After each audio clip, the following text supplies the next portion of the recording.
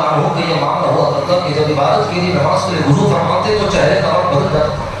چہرہ سرد ہو جاتا، انتہائی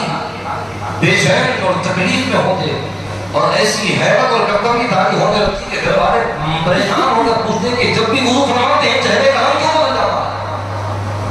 آپ فرماتے ہیں کہ جب میں وضو کرتا ہوں تو یہ خیال میرے چہرے کے رنگ کو بدل دیتا ہے کہ یہ وضو جس عبادت کے لیے کر رہا ہوں وہ عبادت کی گرمی اور وہ عبادت کی گہرائی جب میرے اندر ظاہر ہونے لگتی ہے تو چہرہ میرا متغیر ہوتا ہے۔ میں یہ سوچ کر رکھتا ہوں کہ میں اس قابل کہاں کہ اللہ کی بارگاہ میں کھڑا ہوں عبادت کے بعد، یہ تو اللہ پاک کا کرم ہے کہ اللہ نے مجھے اپنی بارگاہ میں بلایا۔ چہرے کا رنگ سرد اور متغیر ہوتا تھا۔ جنگ کے دوران ایک مرتبہ پاؤں میں تیر لگ گئی اور اس کے کچھ ذرات پاؤں میں دھسے رہے، اور اس قدر جو ہے دھسے رہے کہ اس وقت تو ایسی ٹیکنالوجی نہیں تھی، ایسے مشینریاں نہیں تھی کہ جس کے ذریعے سے آپریشن کر کے نکال دی جا سکتی، وہ وقت تو یہ تمام سہولتیں اس وقت میسر نہیں تھی۔ جو تیر کے جو ذرات تھے کچھ پاؤں میں دھسے ہوئے تھے، اور مولانا جماعت شیر خدا اتنے زیادہ طاقتور اور شجاعت اور بہادری کے پیکر ہونے کے باوجود بھی ہاتھ بھی لگایا جاتا تو جو ہے آپ تکلیف سے بے چین ہو جایا کرتے تھے، ہاتھ لگانے بھی نہیں دیتے تھے، اتنا درد ہوتی تکلیف پڑ گئی۔ تو لوگوں نے کہا کہ اگر چھوڑ دیں گے تو پھر اس کے جو ہے زہر جو ہے جسم میں پھیل جائے گا، نکالنا بھی ضروری ہے۔ تو لوگوں نے خود آپ سے پوچھا کہ فرمائیے بتلائیے کیسے ہم نکالیں؟ آپ نے فرمایا کہ جو ہے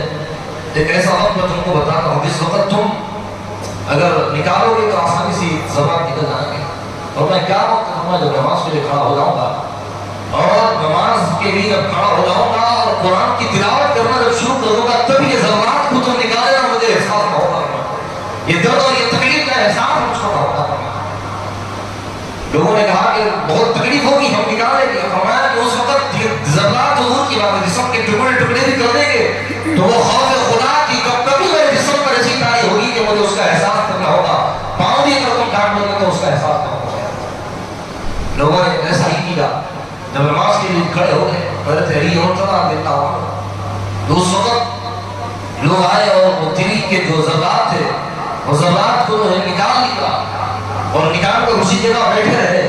انتظار میں تھے کہ آنکھوں سے آنسو تو نکل رہے ہیں، کہیں اس درد کی وجہ سے تو آنسو نہیں نکل رہے ہیں۔ نماز میں اس لیے بے چین ہو کر جو ہے درد کی وجہ سے آنسو نکل گئے، ہاتھ پاؤں حرکت نہیں کرے، نماز کی حالت میں شاید پوچھ لیں گے درد کیسا ہے۔ جب آپ نے سلام پھیرا اور نماز کو مکمل کی،